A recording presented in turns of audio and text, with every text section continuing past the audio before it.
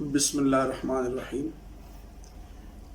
ہمارا جو مذہب ہے اسلام، یہ بہت پیارا مذہب ہے۔ اس سے پہلے مذاہب سارے سچے تھے، لیکن لوگوں نے اس میں زیادتیاں رد و بدل شروع کر دیے۔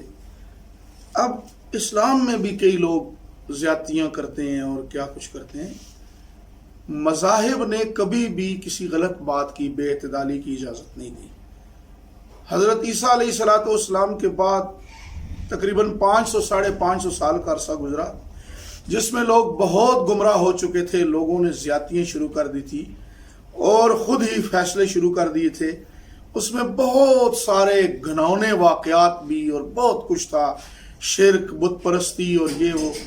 پھر اسی طرح جو ہے وہ اللہ تبارک و تعالیٰ کی ناراضگی، اللہ کے احکامات کی خلاف ورزی، یہاں تک کہ اس میں آپ نے سنا ہوگا کہ بچیوں کو زندہ درگور کرنا، خواتین پہ بے تحاشا ظلم کرنا اور عورت کو انسان نہ سمجھنا، یہ ایک معاشرے کا حصہ بن چکا تھا۔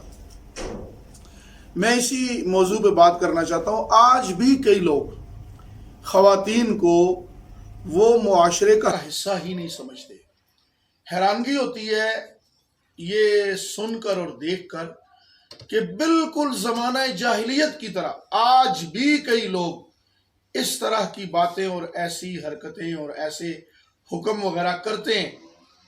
تو اس لیے بات یہ ہے کہ یہ ہم مذہب اسلام والے ہیں، ہمیں بے اعتدالی کی بالکل اجازت نہیں ہے، نہ ہی اس بات کی اجازت ہے کہ عورتوں کو بالکل کھلی چھوٹ دے دی جائے کہ عورتیں جو چاہیں کریں۔ نہیں، شریعت کے تحت، مرد بھی شریعت کے تحت، عورتیں بھی شریعت کے تحت۔ لیکن اس میں جو لوگ زیادتی کرتے ہیں، اپنا یہ جی ہمارا کلچر ایسا ہے، جی ہمارا رواج ایسا ہے، جی ہمارے علاقے کے ایسے قانون اور اصول ہیں، جی ہمارے خاندانی یہ اصول ہیں۔ اور بھائی خاندان، کلچر، علاقہ، اسلام کے مقابلے میں یہ چیزیں کہاں سے آئیں؟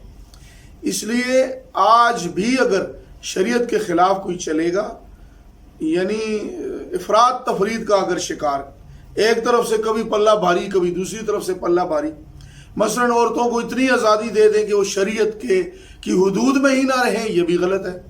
لیکن عورتوں پہ اتنی پابندی لگا دیں کہ وہ جیسے اللہ معاف فرمائے کوئی بھیڑ بکریاں اور جانور اندر انہوں نے بند کیے ہوئے ہیں، اور بالکل باہر نہیں جانے دینا، اور اپنے عزیز و اقارب رشتہ دار جن سے ان کا پردہ نہیں ہے شریعت میں، جن کے بارے میں جو ہے ان کو اجازت ہے، ان سے بھی ان کو دور رکھنا، یہ زیادتی ہے۔ تو اس لیے گزارش یہ ہے کہ اسلام کے اوپر چلتے ہوئے اعتدال پسندی، برابری، اور جو اللہ کے احکامات ہیں ان کو انہی پہ رکھنا۔ نبی کریم صلی اللہ علیہ وسلم کی زندگی مبارکہ دیکھیں، ازواج مطہرات اللہ تعالیٰ نے انہیں حکم دیا وَقَرْنَ فِي بُيُوتِكُنَّ، کہ اپنے گھروں میں ہی رہو، وَلَا تَبَرَّجْنَ تَبَرُّجَ الْجَاهِلِيَّةِ الْأُولَى، اور زمانہ جاہلیت کی طرح باہر نہ نکلیں۔ لیکن اس میں یہ ہے کہ گھروں میں رہنے کا یہ نہیں مطلب کہ اب مرد حضرات ان کو گھروں میں قید کر دیں، بند کر دیں۔ وہ زمانہ جاہلیت کی طرح بے پرد ہو کر باہر نکلنا، ان چیزوں سے منع کیا گیا، مگر پردے کی حالت میں شریعت کی پابندی کرتے ہوئے۔ اگر خواتین فرض کرے شاپنگ کے لیے جاتی ہیں، اپنی ضروریات کے لیے جاتی ہیں، تو ان کے بھی حقوق ہے، ان کا بھی دل کرتا ہے کہ ہم بھی جو ہے خرید و فروخت کریں، کوئی اپنے من کی چیز لائیں اور اپنے لباس وغیرہ، جوتے یا اور کوئی استعمال کی چیزیں، ہاں شریعت کے اندر اس کی حدود میں رہتے ہوئے۔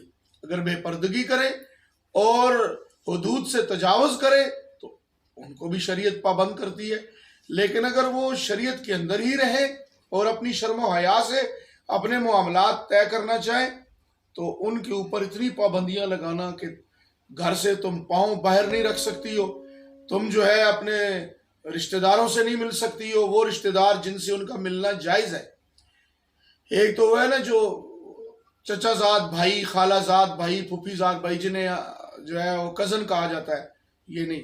ایک وہ ہیں جو ان کے مثلا مثال کے طور پر ماموں ہیں۔ اب ماموں کون ہوتا ہے؟ والدہ کا سگا بھائی ماموں ہے، اسی طریقے سے چچا ہے جو ہے وہ والد کا سگا بھائی ہے۔ تو اب یہاں تک کرنا کہ تو اپنے باپ سے نہیں مل سکتی، تو اپنی ماں سے نہیں مل سکتی، یہ کون سے اصول اور قوانین ہیں؟ اور اجازت دی ہے، شریعت نے حکم دیا ہے اس کا۔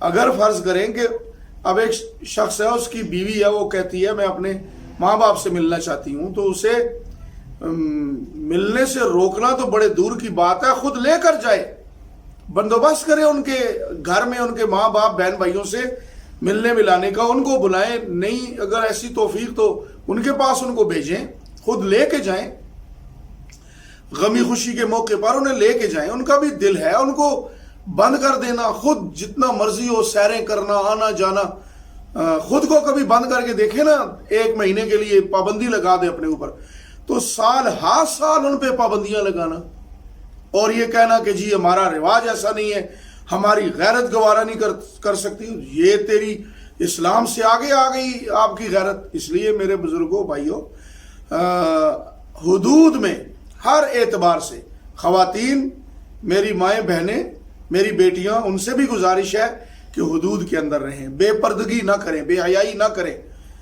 اور مردوں سے گزارش ہے کہ اگر حیا والیاں ہیں، ایمان والیاں ہیں، مومن خواتین ہیں، پردے میں شرم و حیا میں اپنے ماں باپ کے گھر بہن بھائیوں کے گھر آنا جانا چاہتی ہیں، تو نہ صرف یہ کہ ان کو اجازت دیں، ان کے جانے آنے کا بندوبست کریں، خود نہیں جا سکتے تو ان کے لیے کوئی ایسا طریقہ اختیار کریں جس میں وہ شریعت کے تحت اپنے جو وہ ہیں رشتہ دار جن کی اجازت ہے اللہ کی طرف سے، اللہ کے رسول صلی اللہ علیہ وسلم کی طرف سے۔ اب بعض لوگ ایسے ہیں، وہ کہتے ہیں جی ہمارا رواج ہے جی ہم بیٹیوں کے گھر نہیں جاتے۔ او بھائی یہ کہاں سے رواج ہے؟ اور جی ہمارا رواج ہے ہم بہنوں کے گھر نہیں جاتے۔ اچھا چلے جائیں تو جی ہم بیٹیوں کے گھر بہنوں کے گھر کچھ کھاتے پیتے نہیں ہیں۔ یہ عجیب بات ہے۔ آپ تاریخ اٹھا کے دیکھیں، اسلامی تاریخ، نبی علیہ السلام اپنی بیٹیوں کے گھر جاتے تھے یا نہیں؟ وہاں کچھ اگر وہ پیش کرتی تو کھاتے پیتے تھے یا نہیں؟ معاذ اللہ معاذ اللہ، ہم اپنی جو ہے نا غیرت اور بڑا یہ، تو بھائی بات یہ ہے کہ نبی علیہ السلام باقاعدہ اپنی صاحبزادی حضرت فاطمہ رضی اللہ عنہ ان کے گھر جایا کرتے، حضرت فاطمہ رضی اللہ عنہ تشریف لاتی ہیں، حضرت علی رضی اللہ تعالیٰ عنہ اکثر آتے تھے نبی علیہ السلام کے پاس۔ یہ کیا ہوا جی داماد ہمارے گھر میں، وہی زمانے جاہلیت کی طرح، داماد آئے گا تو ہماری ناک کٹ جائے گی۔ بھائی داماد ہے، آپ نے اسے بیٹی دی ہے، وہ آپ کی عزت ہے، داماد آپ کا قوت بازو ہے۔ ہاں جہاں داماد ایسا ہو جو خیال نہ رکھے رشتے کا، رشتہ داری کا، وہ ایک الگ چیز ہے، لیکن یہ رشتے ہیں، بڑے پیارے رشتے ہیں، پھر آگے ان کی بیٹیوں کی، بیٹوں کی اولادیں، یہ بڑے پیارے رشتے ہیں، بڑے میٹھے رشتے ہیں۔ تو اس میں اگر میں اس میں کوتاہی کروں تو میں بھی غلط ہوں، یہ نہیں کہ میں اگر غلط کر رہا ہوں تو میں کہوں جی میں جو کروں جیسے کروں، نہیں، میں اپنے کو بھی اس میں شامل کر رہا ہوں۔ تو اللہ سبحانہ و تعالی جل شانہ عم نوالہ ہمیں اعتدال، برابری، اس کی اللہ ہمیں توفیق عطا فرمائے۔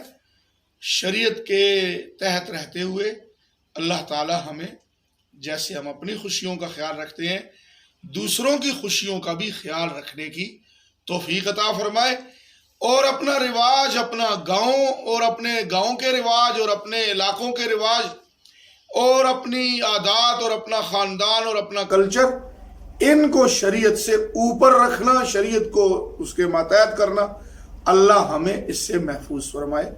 وما علینا الا البلاغ۔